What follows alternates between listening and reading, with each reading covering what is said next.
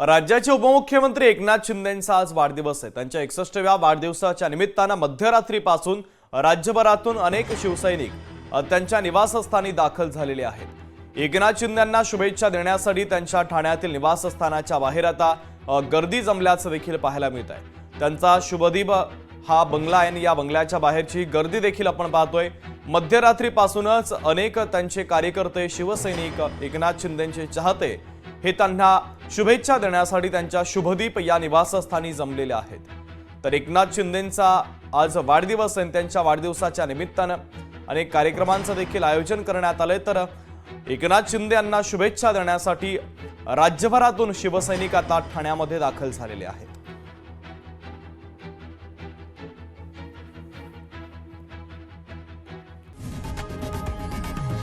लोकशाही मराठी ऐका, पहा, जागरूक रहा।